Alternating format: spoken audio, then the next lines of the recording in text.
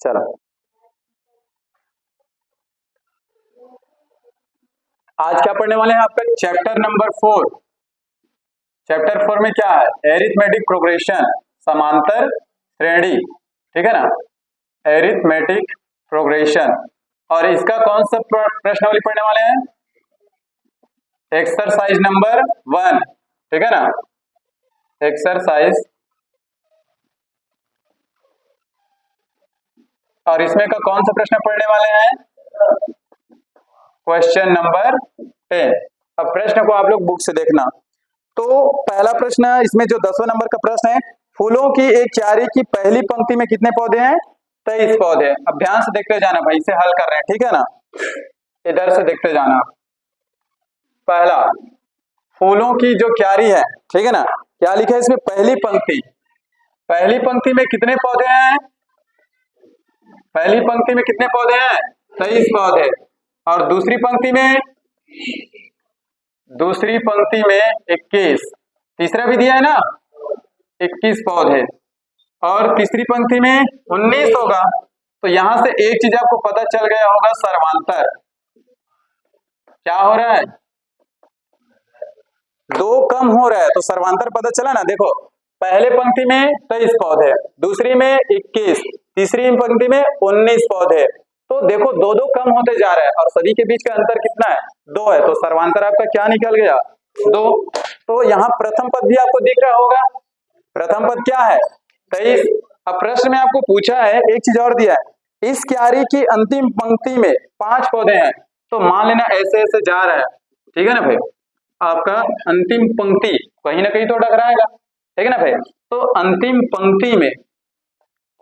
पंक्ति में कितने पौधे हैं? 5 पौधे हैं। ये दिया है कि नहीं, पहले देख लो इतना। और ये कोई नहीं, आपके पूरे प्रश्न से लिखा गया। ये बीच में कुछ और पंक्तियां होंगी, समझ में आया ना भाई?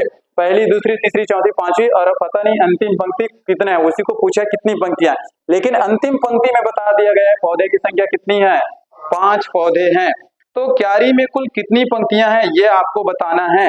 तो मान लेना, यहां तक समझ में आया ना, माना क्यारी में पंक्तियों की संख्या, क्या मान लेना? n नंबर है ना भाई। तो माना क्यारी में पंक्तियों की संख्या n है। अब प्रश्न में जो आपको दिया उसके अनुसार चलेंगे कि क्यारी की अंतिम पंक्ति में कितने पौधे हैं? 5 पौधे हैं। और आपको मालूम होगा ये जो पंक्ति है वो कौन से क्रम में चल रहा है? समांतर श्रेणी में है। तो लिखेंगे चूंकि पंक्ति समांतर श्रेणी में है। कैसे पता चला समांतर श्रेणी में है? बताओ ना। समांतर श्रेणी पहचानने के लिए आता है ना, क्योंकि सभी के बीच का अंतर कितना है? -2 है। तो पहले यहां हम पता करेंगे प्रथम पद, और प्रथम पद को किससे प्रदर्शित करते हैं? a से। तो प्रथम पद यहाँ पर क्या है? 23। पहले पंक्ति में कितने पौधे हैं? 23। अब चलो सर्वांतर निकालो। सर्वांतर यानी कि d का मान कैसे निकालते हैं? द्वितीय पद से प्रथम पद को घटाया जाता है। तो द्वितीय पद है आपका 21 और प्रथम पद है आपका 23। तो आपका आंसर कितना आएगा? -2। ये आपका निकल गया प्रथम पद और सर्वांतर। अब आपको पूछा क्या है, लास्ट स्टेप आपका और बचा, क्यारी की अंतिम पंक्ति में 5 पौधे हैं, ठीक है ना। अंतिम पंक्ति में कितने पौधे हैं? 5। और अंतिम पंक्ति को हमने क्या माना है? n। तो लिखेंगे माना nवीं पंक्ति में 5 पौधे हैं। यही पूछा है ना, ये हमको नहीं मालूम, ठीक है ना। nवीं पंक्ति में 5 पौधे हैं। अब इसका सूत्र क्या होता है? इसलिए an बराबर a + n - 1d। और ये अंतिम पौधे हैं, अंतिम पंक्ति है, और उसमें पूछा क्या है? दे दिया ना, उसकी वैल्यू कितने है? 5। और a का मान आप कितना है? 23। n का मान तो इसी को तो निकालना है भाई कि कुल कितनी पंक्तियां हैं। और d का मान आप कितने निकाले हो? -2। ये मान रख दिया। अब हल हो सकता है ना। तो ध्यान से देखिए, पहले इस -2 का इन दोनों के साथ गुणा कर लीजिए। ये रहा 5, ये 23 का 23, चाहो तो इस 23 को इधर ला लो पहले, ठीक है ना। तो कितना हो जाएगा? 5 है, प्लस है, इधर आ गया तो क्या माइनस का होगा? 1 मिनट रहने दो, इसके बाद लाएंगे, एक ही मतलब है। चलो गुणा करो, माइनस और प्लस का गुणा, ये प्लस n इसके लिए है, ठीक है ना भाई। तो कितना हो जाएगा? -2n होगा ना। माइनस और माइनस का गुणा प्लस, 2 और 1 का गुणा 2, इसमें तो आपको डाउट नहीं होगा। अब पहले इन दोनों को जोड़, 23 और 2 कितना हो जाएगा 25 और ये -2 है।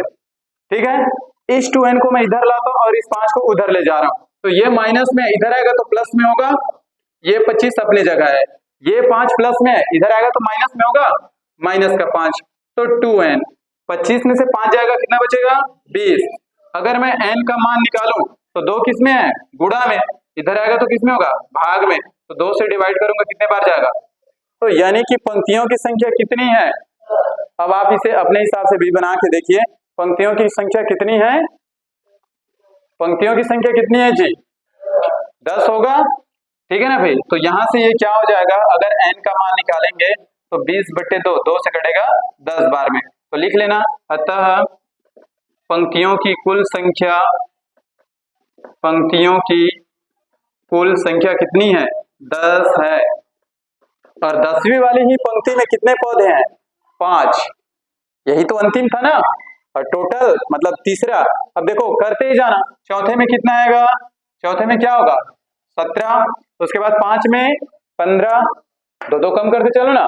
उसी प्रकार जब 10वां आएगा तो 10वां पंक्ति में कितने पौधे हो जाएंगे 5 पौधे। आप ऐसे भी निकाल सकते थे, लेकिन पेपर में ऐसे नहीं निकालना है, ये तो आपको समझ में आ गया ना कैसे करना है। आपको दिया था कि पहली पंक्ति में 23 पौधे हैं, दूसरी पंक्ति में 21 पौधे हैं और तीसरी पंक्ति में 19 पौधे हैं, और अंतिम पंक्ति दिया था ना, तो अंतिम पंक्ति में कितने पौधे थे 5 पौधे थे। तो इसी प्रकार भैया बीच में भी तो कुछ ना कुछ लाइन होगा, और उस लाइन में भी कुछ ना कुछ पौधे होंगे। तो आपको सिर्फ ये पूछा है टोटल लाइन की संख्या बताओ कितना लाइन बना होगा, तो आपको अंतिम वाला दे दिया था 5 पौधे, और अंतिम पद का यानी कि nवें पद का आपको सूत्र बताया गया है। तो सबसे पहले मान लेना कि माना क्यारी में पंक्तियों की संख्या क्या है n, यही तो हमको नहीं मालूम ना कितनी पंक्तियां हैं, और चूंकि पंक्ति कौन सी श्रेणी में है समांतर श्रेणी। कैसे पता चला समांतर श्रेणी में है, क्योंकि ये सर्वांतर, इन सभी का अंतर क्या है -2, 2 कम होते जा रहे हैं, तो यहाँ से प्रथम पद निकल के क्या आया 23। सर्वांतर कैसे निकालते हैं, द्वितीय पद से हमेशा प्रथम पद को घटाया जाता है, तो सर्वांतर निकल के आया -2। अब मान लेना कि nवीं पंक्ति में कितने पौधे हैं 5 पौधे हैं, फिर nवें पद का सूत्र लगा देना, इतना होता है, जहां जहां वैल्यू दिया रख देना, हल करना, आपका मान निकल के आ जाएगा। तो n का मान कितना आएगा 10। क्लियर है, समझ में आ गया ना जी।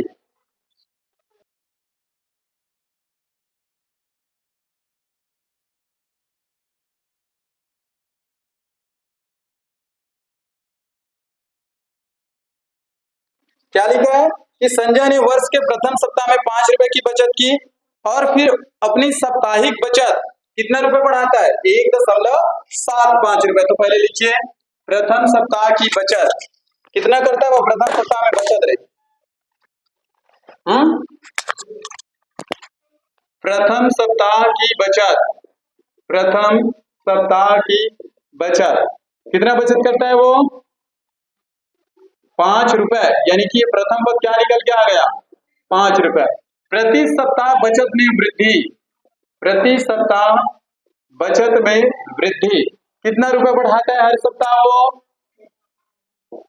1.75, यानी कि यही आपका क्या है डी का मान है, सर्वांतर है। ठीक है ना भाई, प्रथम सप्ताह की बचत आपका 5 रुपए, और उसी प्रकार जो आपका सर्वांतर है हर सप्ताह में कितने रुपए बचा रहा है वो बढ़ा रहा है 1.75। तो nवीं सप्ताह की बचत आपको दिया है ना, nवें सप्ताह की बचत कितना रुपए है, यानी कि an का मान 20.75, ये दिया कि नहीं दिया है। तो आपको पता करना है कि वो nवें सप्ताह कौन से नंबर का है, पहला है, दूसरा है, तीसरा है, चौथा है, कौन सा है, तो इस सूत्र में लगा लो ना। इसलिए अंतिम पद का सूत्र क्या होता है, यानी कि nवां पद a + n-1d, ये तो अंतिम पद यानी कि nवें सप्ताह की बचत कितना करता है वो 20.75। a का मान क्या है 5, n का मान तो भाई आपको पता करना है कि कितने सप्ताह की संख्या है, d का मान कितना है 1.75। यहां तक आपको मैं कंप्लीट करके दिया था, आप लोग उसके बाद भी नहीं बनाए। तो अब यहाँ पर ये भी नहीं कर समझ पा रहे हो कि करना क्या है, तो इन्हीं दोनों के बीच कुछ ना कुछ संबंध है, इधर अभी आप कुछ नहीं कर पाओगे, और गुणा का संबंध है तो गुणा कर दो, समझ में आ रहा है। तो ये कितना हो जाएगा 20.75, ये 5 का 5, 1.75 का गुणा पहले n के साथ कीजिए तो 1.75 n होगा कि नहीं होगा। फिर माइनस का माइनस और 1.75 का गुणा n के साथ तो 1.75 ये हो गया गुणा। इसमें किसी को समस्या है? नहीं है ना, आया समझ में। हाँ, अगले स्टेप क्या होगा, अब देखो ध्यान से करना क्या है, ये प्लस ये माइनस संख्या संख्या के साथ ही जुड़ेगा घटेगा, n वाला पद तो नहीं है तो छोड़ दो ना भाई उसे अभी। तो आगे देखो क्या होगा 20.75। अब ये रहा 5 प्लस में और ये रहा माइनस में। प्लस माइनस क्या होता है, घटता है। 5 में से 1.75 को घटाना है तो दशमलव वाला घटाने की आना चाहिए। पूर्ण संख्या से घटता है और दशमलव के बाद वाली संख्या दशमलव के बाद, तो हमेशा जोड़ो घटाओ, दशमलव हमेशा कहाँ रहता है, सीधे। तो क्या इस 5 को मैं ऐसे लिख सकता हूँ 5.00, वास्तव में वो 5 ही है, दशमलव के बाद 0 का कोई महत्व नहीं होता। अब इसे घटाओ तो 10 में से 5 जाएगा 5 और ये कितना हो गया 9, 9 में से 7 जाएगा 2 दशमलव और ये कितना हो गया है 4, 4 में से 1 जाएगा 3, 3.25। कैसे 4 हुआ समझ में आया, यही से तो इधर उधारी दिया तो किया, समझ में आ गया फिर।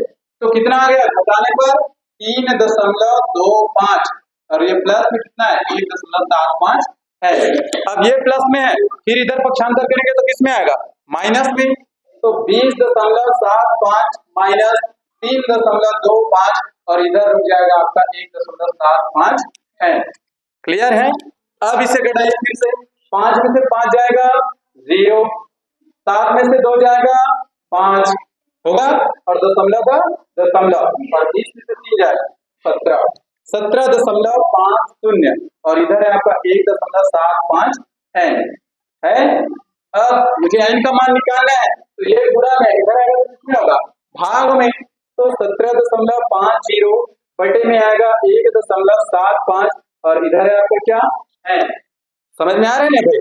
अब आपको करना क्या है, इसे भाग दे दीजिए। तो देखना करना क्या है, दशमलव वाले हैं तो ध्यान से देखो, इधर दशमलव के बाद कितने अंक है 2 अंक, ऊपर भी दशमलव के बाद 2 अंक है, तो भूल जाना कि वो दशमलव वाला संख्या है, वास्तव में ये 1750 है और ये 175 है। दशमलव हुआ वैल्यू खत्म हो चुका, क्यों, क्योंकि दशमलव के बाद इधर भी 2 अंक था इधर भी 2 अंक था, तो कितना है अब इसे मैं अगर 175 से भाग दूं तो एक बार में जाएगा 175 और 0 का 0, तो n का मान कितना आ गया, यानी कि वो 10वें सप्ताह में 20.75 रुपए का बचत कर लेगा। समझ में आया कैसे निकला, फिर अतः करके लिख देना, अतः सप्ताह की संख्या, अतः 10वें सप्ताह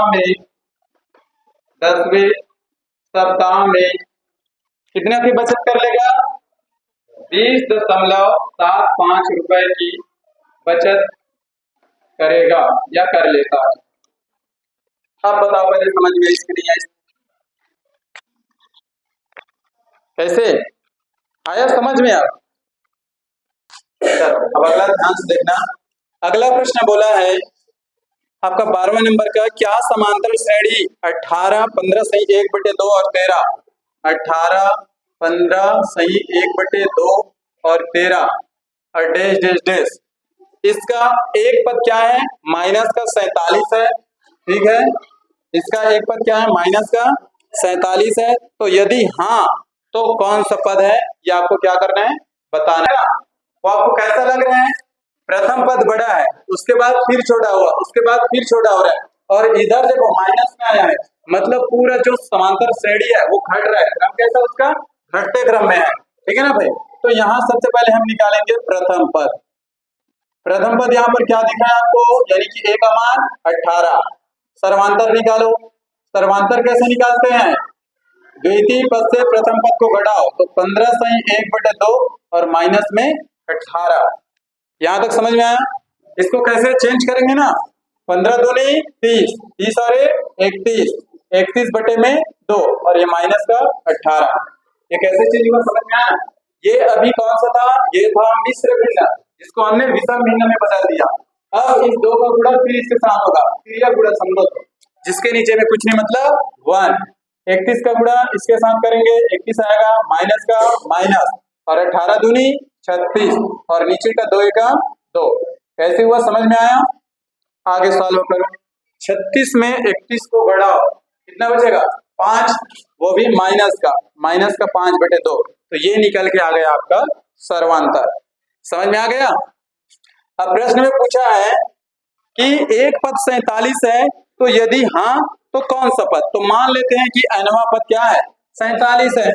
माना श्रेणी का nवां पद, ठीक है ना भाई, nवां पद क्या है, 47 है, वो भी माइनस का 47 है। इसलिए क्या हो जाएगा, an बराबर a plus n minus 1d, इसमें रखेंगे। और यही पद क्या है आपका, 47 है। ये है ना भाई, लिखना बाद में, पहले देख लो। a का मान कितना है, 18 प्लस n का मान तो नहीं मालूम भाई, इसी को तो आपको निकालना है। d का मान कितना है, माइनस का 5/2, क्या इतना है। तो पहले इसका गुणा इन दोनों के साथ कर लीजिए। चलो करो, ये माइनस 47, 18 प्लस और माइनस का गुणा क्या होगा, माइनस 5 का n के साथ गुणा 5 है और बटे में 2, माइनस और माइनस का गुणा प्लस, और ये कितना हो जाएगा, 5/2। यहां तक समझ में आ गया, ठीक है ना भाई। चलिए अब क्या करेंगे, आगे क्या कर सकते हो आप। इन दोनों का आधार तो सेम है, एक काम करें दूसरे तरीके से देखिएगा इसको बना करके, एक मिनट। हाँ चलिए अब यहाँ वैल्यू पुट करते हैं। तो an की जगह क्या रखेंगे, माइनस का 47, प्रथम पद कितना है 18, n माइनस 1, d का मान कितना है माइनस का 5/2। अब यहाँ पर कुछ नहीं, मतलब क्या है 1, ध्यान से देखना। और ये 2 पूरे के लिए, आप चाहो तो इसको ऐसे भी लिख सकते हो बटे में 2, तो कुल मिला के वो क्या है -5/2 ही है, ठीक है ना भाई। आप इसको ऐसे भी लिख सकते हैं, तो अभी यही रहने दो -5/2, क्योंकि ये 2 नीचे में है। 2 का गुणा 18 के साथ कितना होगा 36, प्लस 1 का गुणा इन दोनों के साथ तो उतना ही आएगा, लेकिन 5 भी तो है ना साथ में, तो -5 का गुणा n के साथ तो -5n बनेगा, माइनस और माइनस का गुणा प्लस 5 का 1 के साथ गुणा 5, और नीचे वाले भी तो होगा गुणा थी, 2 एकम 2। अब ये 2 भाग में है, इधर आएगा तो गुणा में होगा, तो -47 के साथ अगर 2 का गुणा करूंगा तो माइनस का 94 आएगा, ये दिख रहा है ना, 94 आएगा। चलो इधर करते हैं, तो ये बनेगा -94, और इधर कितना हो जाएगा 36 और 5 कितना होगा 41, और ये माइनस का 5n, ये प्लस में इधर आएगा तो माइनस में होगा, ये -41 और ये माइनस का 5n, माइनस माइनस क्या होगा, जुड़ेगा ना, तो कितना हो जाएगा माइनस का 135, 1 4 5 और 9 4 13, और माइनस का माइनस, और इधर का माइनस है, माइनस माइनस कैंसिल हो जाएगा, दोनों साइड में है। अगर मैं n का मान निकालूं तो ये इधर भाग में आएगा, तो 135/5, 5 से डिवाइड करो, 5 से लड़ेगा 2 बार, 5 दूनी 10, 3 बचा, कितना हो जाएगा 35, और 5 सत्ते 35, तो n का मान कितना आएगा 27। तो यहाँ पर प्रश्न में पूछा गया था, तो 27वां पद क्या होगा आपका, माइनस का 47 होगा, तो अतः लिख देना, अतः 27वें पद क्या होगा -47 होगा। ये पूछा था कौन सा पद -47 होगा, तो 27वां पद आपका क्या होगा माइनस का 47 होगा। समझ में आ गया। अब आपको क्या करना है, बाकी के जो सवाल हैं 13 से लेकर कम से कम आप लोगों को 18 तक बना के आना है, समझ में आ गया ना। और उसके बाद अगर आपसे नहीं बनता है तो फिर बाकी के सवाल बता दिया जाएगा, समझ में आ रहा है। फिर 19 20 21 22 इसको देखेंगे, तो यहाँ तक आप लोग नोट कर लीजिए, समझ में इसमें जी। तो आप लोगों को कल 12 13 14 15 16 17 इतना प्रश्न आपको बना के आना है, और नहीं बनेगा तो फिर उसमें का बताना